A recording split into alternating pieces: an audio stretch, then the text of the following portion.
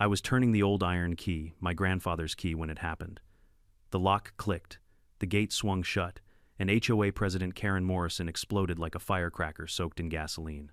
"You can't lock this gate, I have rights," she shrieked, waving her clipboard like it was a royal decree. Behind her, 12 of her invited guests stood with coolers, folding chairs, fishing rods, and the confidence of people who thought my lake belonged to them. But it didn't. It never had. This lake, 3.2 acres of quiet water and family memories, has belonged to my family since 1947. And yet here stood Karen, acting as if I'd just barricaded a public park. She jabbed a finger at me, phone already dialing 911. "You're trespassing on community property," I smiled just a little. Because when that gate locked, I knew something she didn't. I wasn't just shutting out her guests. I was shutting down the biggest lie she'd been telling this neighborhood for 3 whole years. If you've ever inherited something precious, something soaked in memories and the weight of your family's history, you'll understand why that moment hit me differently. It wasn't just a gate. It wasn't just a patch of grass or a calm stretch of water. It was the last living piece of my childhood, my grandfather, and everything he taught me. And watching Karen and her parade of uninvited guests treat it like a public picnic spot that lit a fuse I didn't even know I still had. But to explain how things spiraled to the point where Karen was screeching like a car alarm with emotions, I need to rewind to the beginning, just a few weeks before the gate incident. I'm Michael Brennan, 62 years old, retired real estate attorney, though retirement is beginning to feel like a cruel joke. After my uncle passed 6 months ago, he left me his house, his land, and most importantly, the lake. Not a pond, not a retention basin, a lake. 3.2 acres feeding into a creek, surrounded by old pines and quiet mornings. It was the kind of place you don't just own, you inherit it like a story, like a responsibility. My grandfather, Walt Brennan, had bought this place back in 1947, worked 2 jobs, one at a mill, one repairing farm equipment, to save every penny. He used to bring me here when I was a kid, hand me a worn-out fishing pole, and tell me the lake taught patience better than school ever could.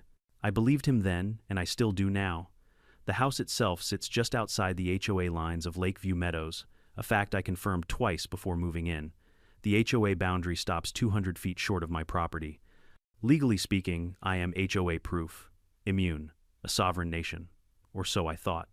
On my first week, I met the queen of that kingdom, HOA President Karen Morrison. She appeared on my porch like a mother-in-law in a sitcom, except much louder, much blonder, and armed with a clipboard thick enough to use as a weapon. She didn't even knock. I opened the door to find her standing there with a smile so tight it looked painful. "Welcome to the community," she said, extending a packet of papers toward me. "These are the rules and expectations for all homeowners in Lakeview Meadows." I raised an eyebrow. "Ma'am, my house isn't part of Lakeview Meadows." Her smile didn't move. "Well, technically no, but we encourage all neighboring homeowners to follow our guidelines. It's part of being a good neighbor." She said good neighbor the same way a judge says guilty. I flipped through the packet. Lawn height regulations, approved paint colors, mailbox styles, completely useless to me. "Thanks, but I won't be participating." The smile slipped a fraction of an inch. She tried again. "Well, we also manage community events at the lake." "My lake," I corrected. "Lakeview Lake," she insisted. "It's not named that. It's on my deed."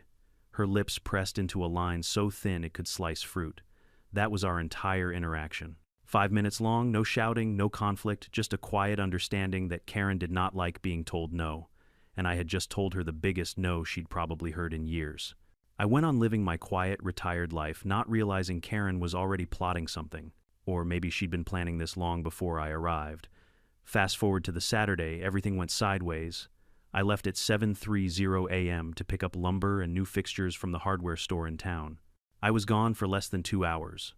When I came back and turned onto Lakeview Drive, I immediately saw it smoke, rising above the tree line like a small campfire. Then came the sound music thumping through portable speakers, the kind of classic rock playlist everyone claims to like but nobody actually listens to. As I pulled into my driveway, my stomach dropped. Down the slope beside the water, 12 strangers had set up what looked like a full-fledged lakeside festival. Folding tables, coolers, 2 grills, lawn chairs, fishing rods poking into the water, kids running around. A teenage boy tossing beer cans into a trash bag like it was a basketball hoop.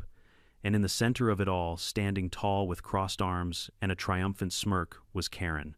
I parked, got out of the truck, and just stared for a moment. It was surreal, like walking into your house and finding a family of raccoons hosting a birthday party. I pulled out my phone, opened the camera, and hit record. If there's one thing my years as an attorney taught me, it's this: always get evidence. As I walked down the hill, the smell of grilled meat hit me first, followed by the zip of a fishing reel and the unmistakable cackle of people who believed the world belonged to them. I cleared my throat. "Excuse me." "Nothing." "Excuse me," I repeated louder. A few heads turned. Most didn't. Karen finally spun around, smiling like she'd been waiting for me. "There he is. Everybody, this is Mr. Brennan. He owns the house, but this lake is a shared resource." We were just getting started. I tightened my grip on the phone. "This is private property. You're trespassing. All of you need to leave." Karen laughed. Actually laughed. "Oh, Michael, this lake has been used by our residents for years. Just because you inherited a house nearby doesn't mean you get to lock everyone out." "No easement exists," I replied. "Show me any document saying otherwise." Her smile flickered just for a second. Then she said, "I don't need to show you anything. We have records." "Then please present them," I said. "Until then, I need all of you to leave." One of the men stepped forward, beer in hand. "Come on, man. Don't be that guy." I stared at him. "I'm not being that guy. I'm the guy who owns the land you're standing on." That's when Karen pulled out her phone and stabbed her finger into the screen. "Fine, I'm calling the police. You're harassing HOA members, exercising their legal rights." I felt something strange, then not anger, not fear, just calm. The kind of calm a fisherman feels before the fish bites the hook. "Please do," I said. "I'd love for an officer to document the trespassing." 20 minutes later, Mark arrived. Seeing an old friend step out of a patrol car felt both comforting and ironic. Karen rushed over, talking so fast she barely breathed. "Officer, he's hostile, he's threatening us, he's blocking community access." Mark held up a hand. "Karen, slow down." Then he turned to me. "Mike, been a while." I shook his hand. "Sorry you had to come out for this." "What's going on?" he asked. I kept it simple. My grandfather bought this land in 1947, 3.2 acres, private property. Nobody has permission to use this lake. Karen claims the HOA has rights but has no documentation. Mark raised an eyebrow at Karen. "Do you have easement paperwork, ma'am? Anything that shows legal access?" She hesitated. "It's on file. Do you have it with you?" "No," she snapped. I handed Mark my phone. "Here's my deed, recorded with the county. No easements, no shared access." Mark studied it, then sighed. "Karen, unless you can provide documentation, he's within his rights. Everyone needs to leave." It was like someone had popped a giant balloon. The energy shifted. People packed up, slowly muttering. Some glared at me. A woman hissed, "All this over a stupid lake." Karen walked to her car and pointed at me through the window. "You'll regret this. I have an entire community behind me." She wasn't wrong. I just had no idea how far that community would go, or how many lies she'd been feeding them for years. The afternoon after the police escorted Karen's community celebration off my lake was one of the strangest I've had in recent memory.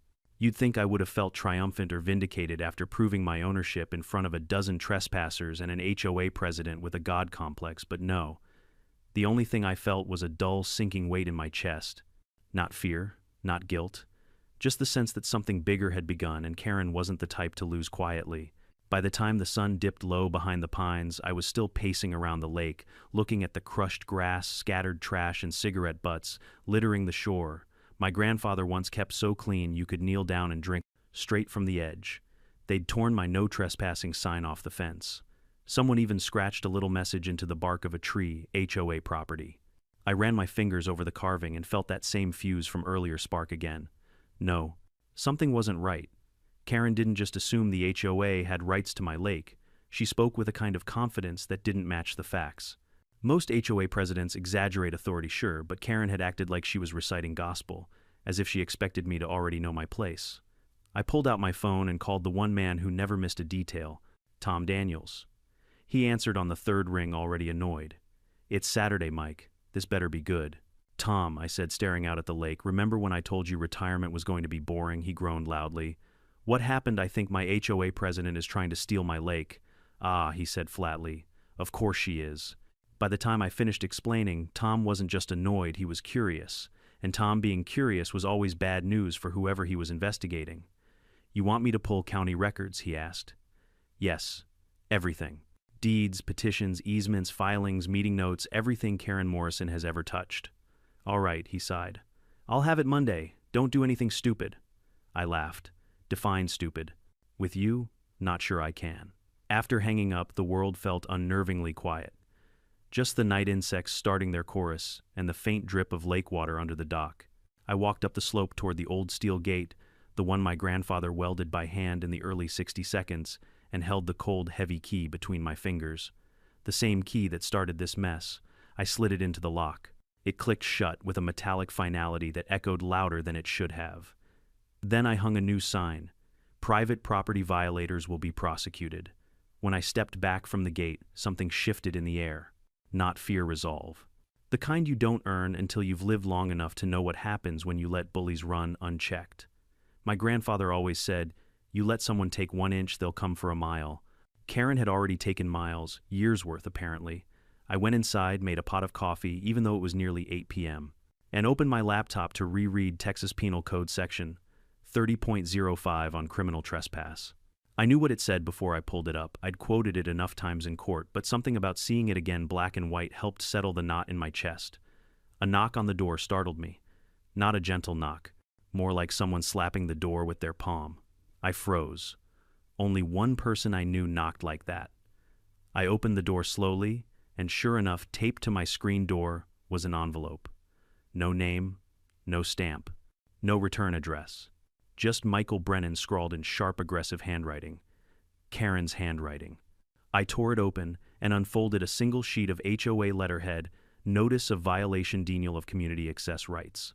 You are hereby informed that your actions on November 4 constitute a breach of shared resource agreements. Immediate compliance is expected. Failure to comply will result in legal action. Signed, Karen Morrison, HOA President. I read it twice.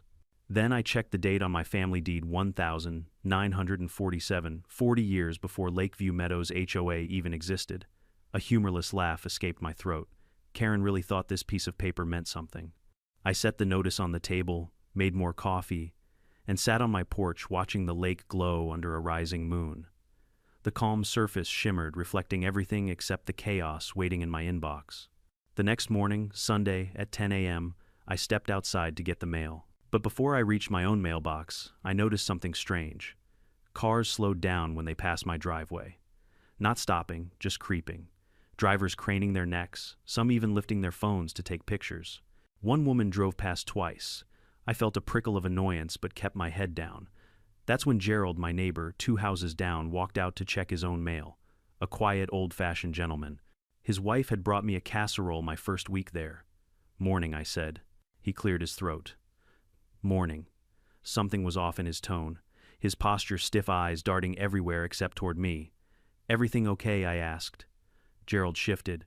"Look, I don't want to get involved, but people are talking," about what he sighed. Karen sent out a message. Said you threatened families who were using the lake. Said you called the cops on kids just trying to enjoy a community space. My jaw tightened. That's not what happened. He held up a hand. "I'm not saying it is. I'm just telling you what's going around. My wife is friends with Karen. If I were you, I'd stay out of it." He turned and walked away, without another word. And just like that, the weight in my chest doubled. I went back inside, opened my laptop, and began digging into the county property records. Hours passed as I combed through decades of filings.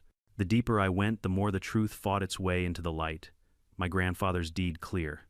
My uncle's transfer clear. Taxes current. Boundaries unchanged. Then I found it. A petition filed 3 years ago by none other than Karen Morrison.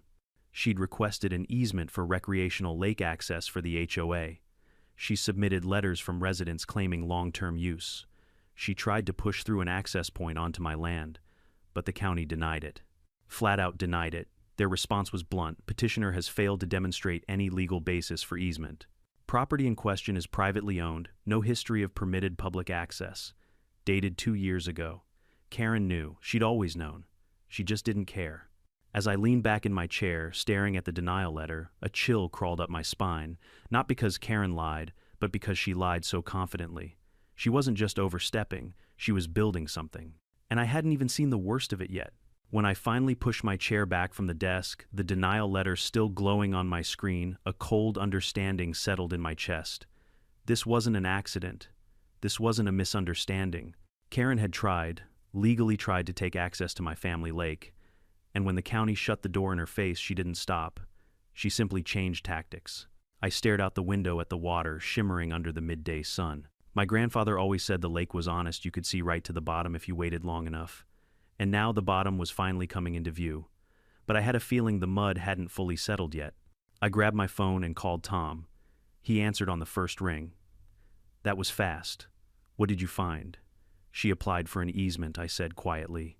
3 years ago, county denied it. There was silence on the line. Then a low whistle. Well, Tom said that explains why she talked like she had the law on her side. She tried to get it and failed. Tom, why didn't she tell the HOA? Why lie about it? He sighed. Because admitting defeat doesn't fit the HOA president narrative. Power depends on perception, Mike, especially with a Karen. I rubbed my forehead. What do I do? Nothing yet. Let me dig further. If she tried legal routes, she might have tried illegal ones too.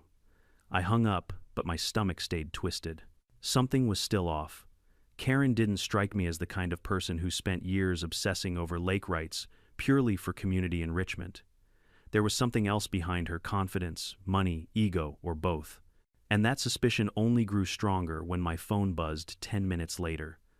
Unknown number, back off. Last warning, no signature. But the tone, the hostility dripping from every word, it had Karen's fingerprints all over it.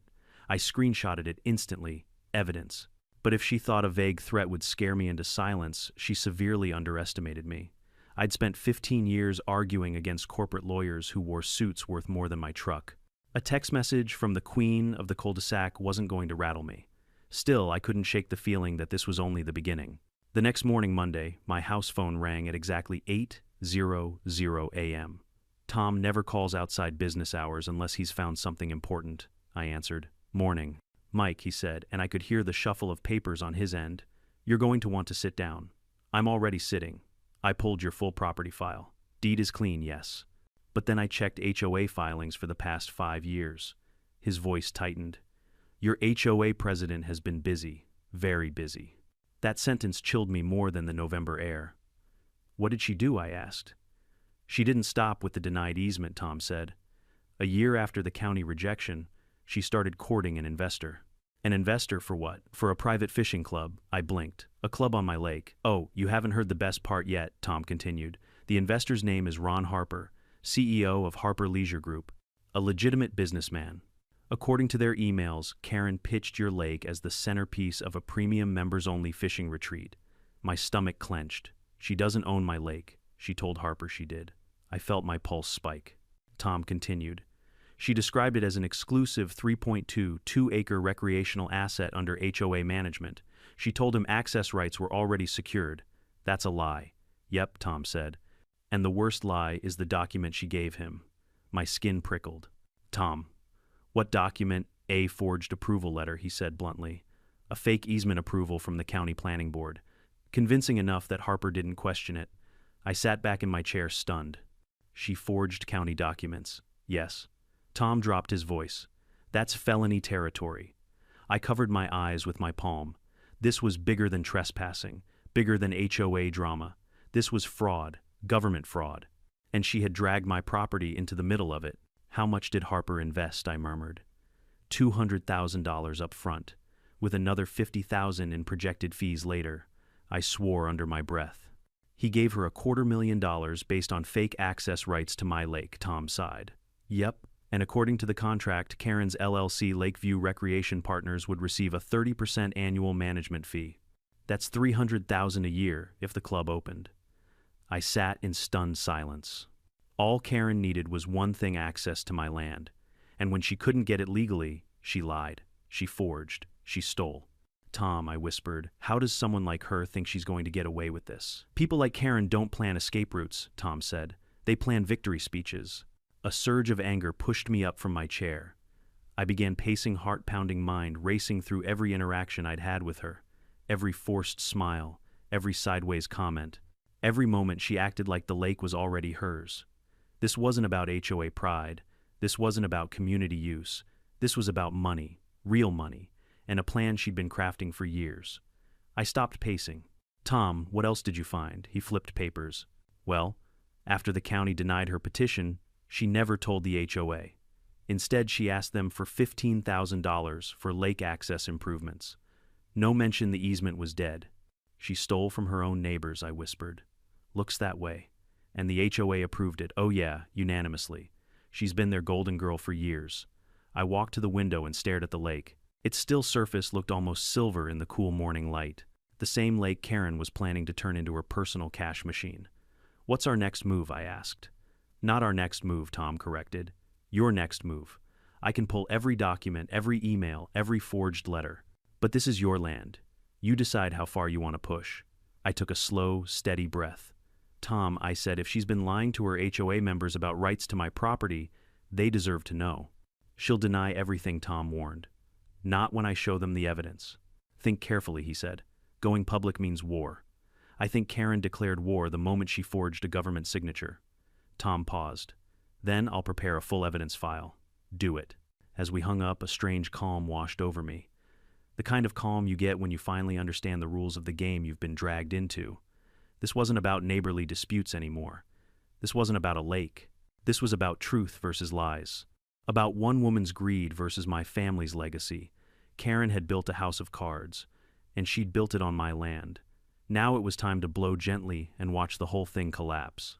By Tuesday morning, the fog that had settled over the lake seemed to mirror the fog in my mind. Everything looked calm on the surface, but I knew something dangerous was swirling beneath. Karen wasn't just playing HOA games anymore. She was playing financial roulette with other people's money and using my land as the centerpiece. I sat on the back porch with my second cup of coffee when my phone buzzed again. Tom. He never called twice in 2 days unless he found something big. Mike, he said, without even greeting me, you might want to brace yourself. I'm sitting down, I muttered. Go ahead.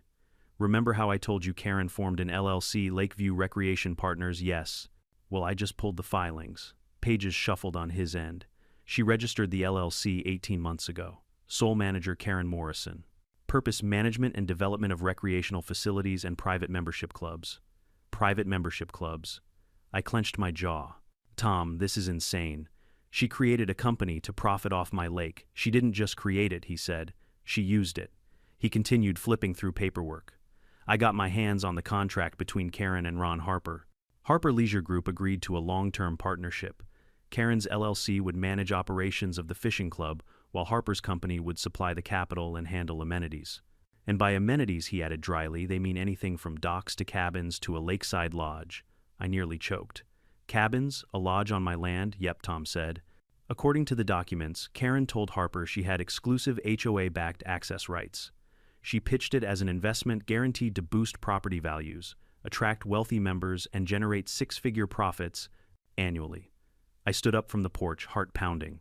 Tom, how much did Harper pay her upfront deposit? $200,000. He paused. And an additional $50,000 for preliminary consulting and planning fees. I gripped the railing. So she took $250,000. Based on a forged approval letter. Correct, Tom said. Felony wire fraud. Possibly mail fraud, depending on how she sent documents. And that fake county approval letter, if she created it on a government template, that's additional charges. My mind was spinning. She's insane. She's ambitious, Tom corrected. And desperate. Big difference. I paced back and forth, trying to piece everything together. What does Harper think now? His attorney is reviewing the actual county records. Once he finds out the easement was denied and that the letter Karen provided is fake, he'll come after her with everything he's got. Good, I said through clenched teeth. Mike Tom continued, there's more. I stopped pacing. What now? I reviewed the HOA's internal meeting minutes. 4 months ago, Karen pitched a budget item, lake access improvements, $15,000. She told the board it was needed to finalize negotiations with the property owner. My jaw dropped. That property owner was my uncle. He declined. Exactly. But she didn't tell the HOA that. She also didn't tell them the county denied her petition. So she lied, I said. She lied. Tom echoed, and the HOA approved the funds unanimously. My stomach tightened. Did she provide receipts, invoices, anything? Some? Tom said. But the numbers don't add up. I cross-referenced them. Several invoices look suspicious. Non-existent companies, mismatched dates, inconsistent signatures. So she skimmed money from her own HOA, I whispered. It's looking that way, Tom confirmed. At minimum, misappropriation of funds. At worst, embezzlement.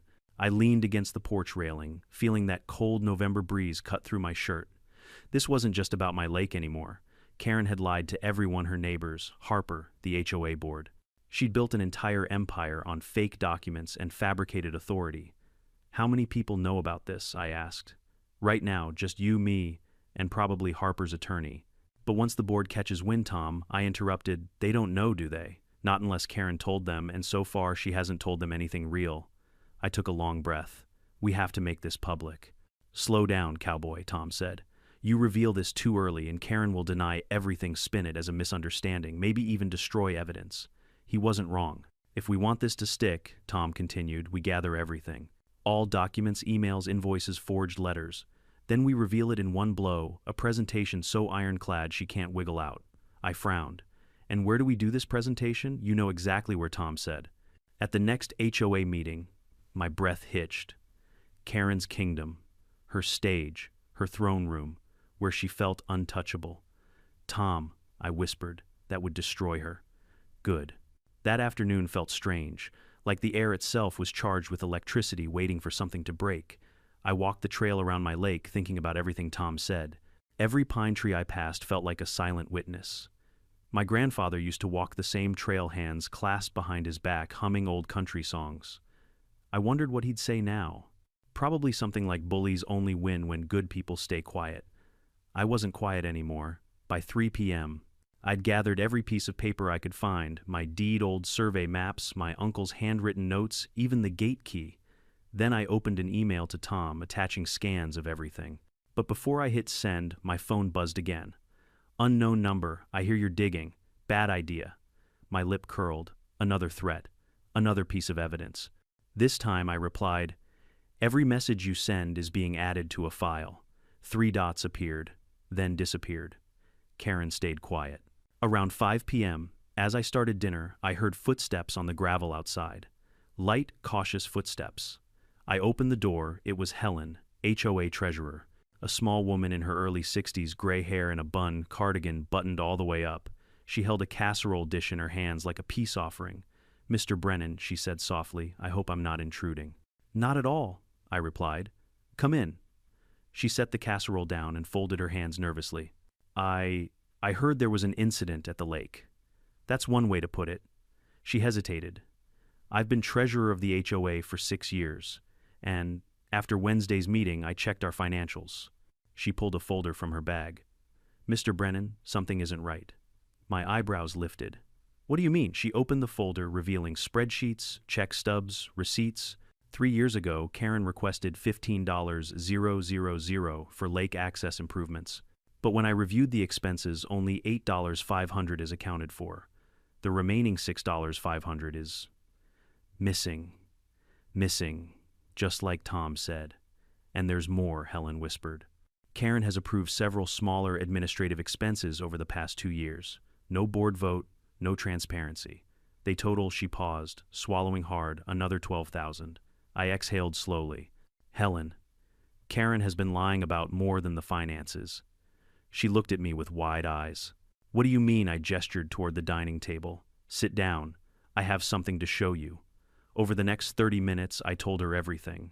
The denied easement, the forged approval letter, the investor, the LLC, the money, hundreds of thousands.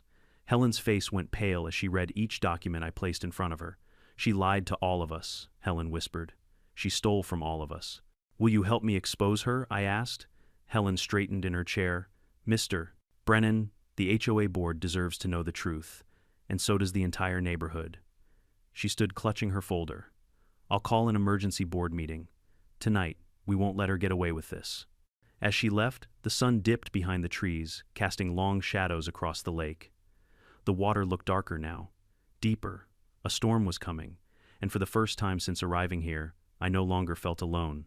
The night Helen left my house with her folders pressed tightly to her chest was one of the strangest evenings I'd had in years. After the door closed behind her, I sat alone at the kitchen table, staring at the casserole she'd brought but no longer had an appetite for. The room around me felt too still, too quiet, like the air before a storm. The lake outside reflected the moonlight in long silver streaks across the surface, a beautiful reminder of what I was fighting for, and what people like Karen never understood. Some things come from family, not from power. I kept replaying Helen's expression in my mind.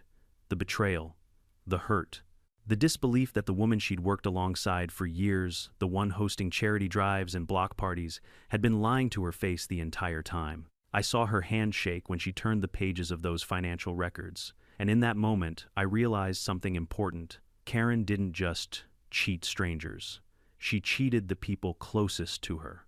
At 9:15 p.m., my phone buzzed. It was a message from Helen emergency board meeting in 20 minutes. Come quietly. You should hear what happens. I grabbed my coat and headed out. The November air hit cold against my cheeks, but it sharpened my focus. I walked the 2 blocks to Helen's house where 3 cars were already in the driveway. She met me at the door, eyes tense, and whispered, "They're in the living room. Just listen for now." Inside, voices were raised, agitated, confused, angry. I stopped in the hallway unseen and listened. Gary, one of the board members, spoke first. "Are you telling us Karen spent $15,000 without proper approval?" Helen didn't hesitate. "Yes, and it gets worse." Linda, another board member, sounded shaken. "Why would she lie about lake access? She told us negotiations were ongoing." Helen laid the papers down on the coffee table. "Because she wasn't negotiating. She never was. She was manipulating all of us." I could hear pages being flipped, the tense quiet broken only by the sound of disbelief. Gary muttered, "My God, how did we miss this?" "She counted on us missing it," Helen replied. "She made sure no one ever asked questions." There was a long pause before Linda spoke again, voice trembling with anger. "So what now? Confront her, demand explanations." "No," Helen said firmly. "If we confront her privately, she'll destroy evidence. We follow protocol. Tonight we vote." That vote was swift. I could practically feel the weight of it from the hallway. 3 out of 5 board members voted to suspend Karen's spending authority immediately, a small but monumental shift of power. Later, Helen showed me to the door and whispered, "This is the beginning. She knows something is wrong. She'll feel it." And she was right, because by midday on Wednesday, I saw Karen at her most unhinged.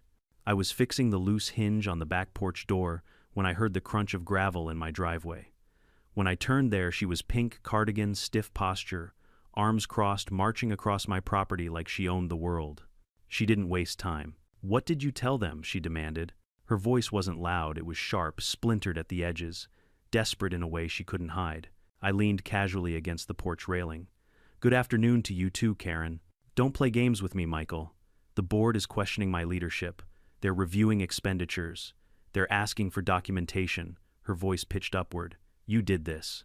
You're trying to tear down our community." "Our community," I repeated. "Karen, you forged documents. You stole money. You trespassed. You lied to everyone." She stepped closer, eyes blazing. "You think you can humiliate me in front of the people I lead. You are making a huge mistake." "You made the mistakes," I said. "I'm just uncovering them." Her face twisted into something ugly, twisted pride mixed with boiling fear. "Back off," she hissed. "I mean it, Michael. That's the 3rd threat you've sent this week," I replied calmly, "and I've saved every single one." The flicker of fear in her eyes told me she finally understood she no longer controlled the narrative. She spun around and stormed to her SUV, slamming the door hard enough to rattle the windows. As she sped away, I exhaled slowly, realizing something that struck me like a cold wave. Karen wasn't furious because she believed she was right. She was furious because she knew she was losing. The next day, Tom arrived at my house carrying 2 large boxes. "War chest," he announced as he set them down on my dining table. Documents spilled out, printed emails, county filings, the forged approval letter, financial spreadsheets, timelines. He spread them across the table methodically, each sheet building a fortress of truth around us. Every step of Karen's plan was documented, highlighted, and undeniable. Her offer to my uncle, her failed petition, her omission to the HOA, her misleading pitch to Harper, her formation of the LLC, the fabricated county letter, and finally the vanishing HOA funds. "This," Tom said, tapping the table, "is the end of her presidency. And the beginning of her problems?" I nodded. "The neighborhood will need to see it." "They will." While we worked, my phone buzzed again. 3 new messages. "You think this makes you a hero. You're ruining everything. You will regret this." I showed Tom. He photographed every message. "She's digging her own grave." By late afternoon, Helen joined us carrying her binders. Her hands shook, but her voice was firm. "I'm ready for Wednesday." "You don't have to do this alone," I told her. "I'm not," she replied. We rehearsed our presentation until the sun dipped low, foreshadowing the storm that would break the following evening. Outside Lakeview Meadows remained eerily still, but you could feel the community shifting. People stared longer. Some apologized. Some avoided eye contact. The neighborhood was dividing between truth and denial. As night fell, I walked down to the lake. The reflection of the stars trembled across the water. My grandfather once told me that truth is like that lake, still constant, unchanging. You can muddy it, you can disturb it, but eventually everything settles, and the bottom becomes clear again. On Wednesday, the bottom was about to be revealed. Tomorrow would be the night Karen Morrison's kingdom turned back into dust. Wednesday arrived with a strange heaviness in the air. I woke earlier than usual, long before the sun cut across the lake. The water was still glassy, reflecting the pale glow of morning like it was holding its breath. It felt like the calm before something decisive, like the entire neighborhood was bracing for impact without knowing exactly what would shatter first. I sat on the porch with a mug of black coffee, replaying every detail in my mind. Karen's threats, the forged documents, the money trail Helen uncovered, the fury in Harper's voice when he called. The HOA board quietly beginning to turn against their own president. This little lakeside community had no idea the extent of the storm that was about to break over their heads. Around 10 a.m., Tom arrived with the final binders. His truck tires crunched across the gravel, the sound strangely fitting like the opening notes of a battle march. When he stepped out, he carried 3 thick binders under one arm and a laptop bag under the other. "Ready for tonight?" he asked. "As ready as a 60-year-old man can be before taking down an HOA president," I replied. Tom smirked, but his eyes were serious. "Michael, this is going to be big." Inside, we spread everything across the dining table again, the binders, the forged letter, the HOA financial records, the email chains. Seeing all of it laid out together made Karen's scheme look even more calculated. She hadn't stumbled into wrongdoing. She hadn't made a mistake. She had constructed step by step an entire structure built on lies. She wanted power, Tom said quietly, tapping a page with his finger. More than that, she wanted a legacy, something she could control and profit from, and she was willing to steal from her neighbors to do it. She picked the wrong lake, I said. Near noon, my phone buzzed again. Harper. His message was short: "I'll be there with my attorney." She won't walk away from this. I exhaled slowly. Harper wasn't coming out of vindictiveness. He was coming because Karen had conned him professionally, financially, and personally. People like him didn't tolerate being made fools of. And when they fought back, they did it with precision. By mid-afternoon, whispers in the neighborhood had grown louder. A group of residents walked past my driveway, speaking in low voices. When they saw me, they fell silent. One woman offered a hesitant wave as though acknowledging she might have judged me too quickly. A man who had glared at me 2 days earlier now avoided eye contact completely. Some people weren't ready to accept the truth. But truth was coming, whether they wanted it or not. Around 4 p.m., Helen arrived with 2 additional board members, Linda and Gary. They carried more papers, more evidence, more confusion turning into anger. We sat around my living room as Helen briefed Tom on what had happened during the emergency board meeting. "We voted to suspend Karen's spending authority," Gary said. "But she's furious. She sent an email this morning accusing us of internal betrayal and siding with the enemy." Linda shook her head in disbelief. "She honestly thinks she's the victim. She always thinks that," I muttered. "It's her default setting." Helen sighed, rubbing her temples. She still believes she can talk her way out of this tonight. Tom leaned back in his chair. "She can try, but facts beat confidence every time." By the time 6 p.m. rolled around, the tension was almost suffocating. The sun was sinking low, streaking the sky in orange and gold. I changed into a clean shirt, slipped the original deed into my jacket pocket, and helped Tom load the binders into his truck. "Ready?" he asked. "I've been ready since the day she trespassed with a grill and 12 guests," I said. When we pulled up to the community center, the parking lot was overflowing. Cars packed every space, lined the street, even circled the roundabout. It was the largest turnout the neighborhood had ever seen. People streamed into the building in clusters, some whispering anxiously, others looking furious, others simply confused. Inside, every single seat was filled, rows and rows of folding chairs stretching to the back wall. Residents lined the sides of the room, the hallway, even the doorway. Children clung to their parents. Elderly couples whispered to each other. The air buzzed with nervous energy. And then I saw her. Karen. Sitting in the front row, legs crossed, posture stiff as stone, pink suit, immaculate face, stretched in a brittle smile. But her eyes were terrified. She tried to hide it, but I'd spent decades reading people in courtrooms. Her confidence was cracked clean through. Beside her sat a man I didn't recognize, slicked back hair, dark suit expression like a coiled spring. Her lawyer, no doubt. On her other side sat a woman in an expensive suit carrying a thin briefcase. Reinforcements. Tom leaned toward me. She brought backup. Good. Means she's scared. Helen walked past Karen on her way to the board table. Karen didn't even look at her. She just stared straight ahead, jaw clenched, so tight the muscles twitched. The meeting began with the usual call to order, but the room was so full it was hard to tell whether anyone even heard it. People were shifting in their seats, murmuring eyes darting between Karen and the binder Helen placed on the board table. Finally, Helen cleared her throat. Tonight, before we address regular HOA business, the board has approved a presentation regarding recent concerns raised by residents and community members. Karen shot up from her seat. Point of order. This presentation was not. Tom stepped forward, addressing the room in a calm, steady voice. The board voted 3-2, Miss Morrison. The presentation stands. Karen's mouth snapped shut. Helen looked at me and nodded once. It was time. I walked to the front of the room, binder in hand, the projector screen glowing white behind me. The room fell silent, so silent I could hear my own breathing. I took a deep breath and began. My name is Michael Brennan. Most of you know me as the man who recently inherited the lake at the edge of this community. Tonight, I'm here to show you something important. Something that affects every homeowner in this room. I clicked the first slide.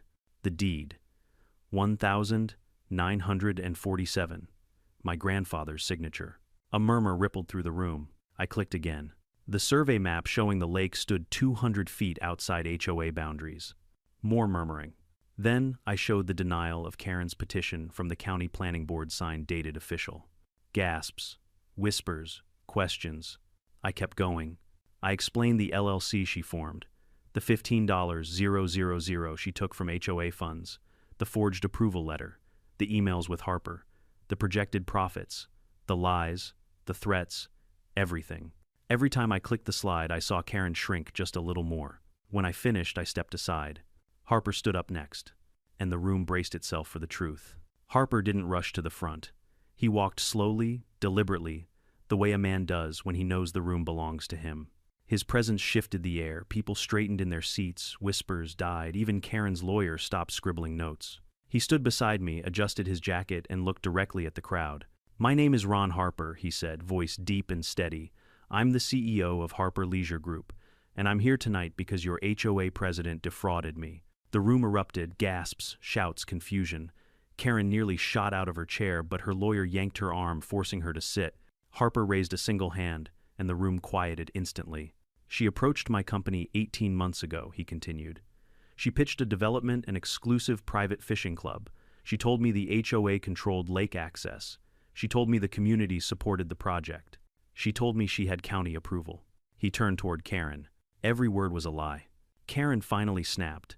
She jumped to her feet, face burning red.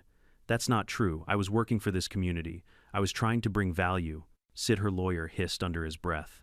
But Karen wasn't listening. She stormed forward 2 steps, pointing at Harper. He wasn't supposed to be here. This is harassment. You don't belong in this meeting. And you don't belong in that chair, Harper shot back, but here we are. The room packed wall to wall with residents stared with wide eyes. Harper pulled out a document and held it up. This is the letter Karen gave me, claiming the county granted easement rights. It looks official. It uses the county's seal. It references land code statutes. It bears a signature. He lowered it, his expression hardening. But county officials confirmed it's a forgery. She falsified government documents. She used that forgery to get a $200,000 deposit from my company. I watched the anger ripple through the crowd like a wave. Some people put their hands over their mouths. Others exchanged horrified glances. But the worst reaction came from Helen. She stood slowly, her binder pressed to her chest. 200,000, she whispered, barely audible. Harper nodded. Yes, ma'am, and I intend to sue her for every penny. Karen's composure shattered like glass. You can't sue me, she screamed. You can't. I was doing this for the HOA, for the neighborhood. Helen's voice cut through the noise like a knife. You stole from us. The entire room turned toward her. You stole $15,000 of HOA money, Helen said, her voice trembling but fierce. You approved personal expenses without authorization. You fabricated invoices. You lied to your board. You lied to your neighbors. And you used our trust as fuel for your scheme. Karen backed away like each word struck her. That's not true, she sputtered. Then explain this, Helen said, lifting a stack of receipts. Explain why you said you paid for legal consulting from a company that doesn't exist. Explain why you submitted 3 different receipts for the same meeting. Explain why you told the board negotiations with the landowner were ongoing when the county had already denied your petition. Karen's mouth opened, closed, opened again, each attempt at a defense, collapsing before it formed. Someone in the crowd shouted, "You lied to all of us." Another voice followed, louder, angrier. "Where's our money, Karen?" Karen looked around wildly like a trapped animal. For the first time, she realized the room she once commanded no longer belonged to her. She wasn't the leader tonight. She wasn't even the victim she liked to pretend to be.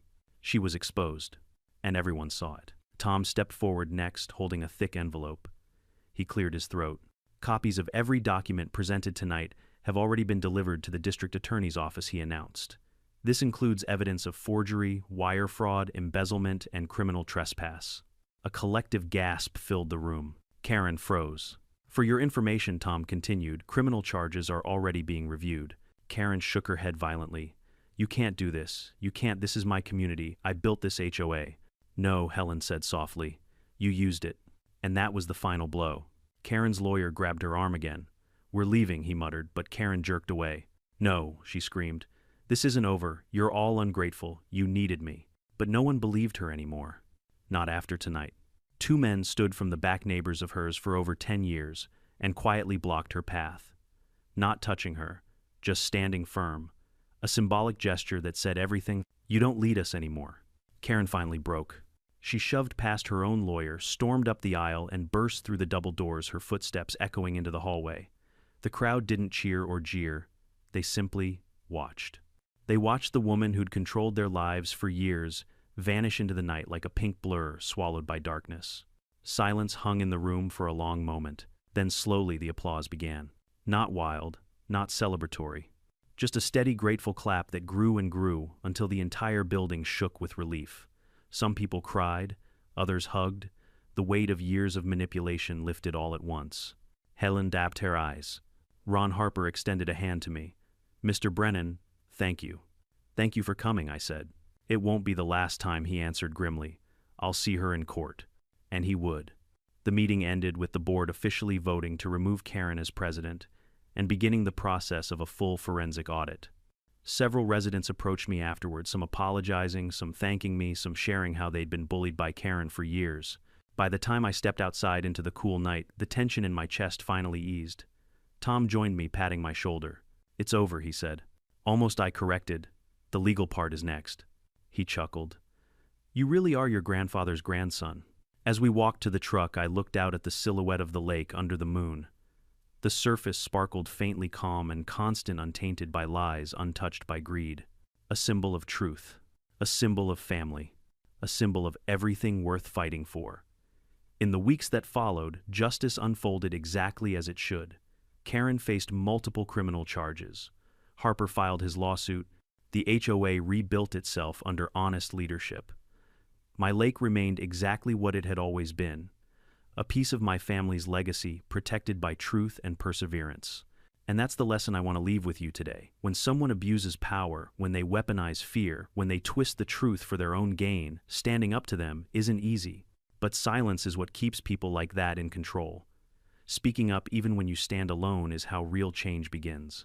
If this story resonated with you, share your own HOA or Karen moment in the comments. And don't forget to subscribe, because we're building a community where honesty wins, justice matters, and no bully gets the last word.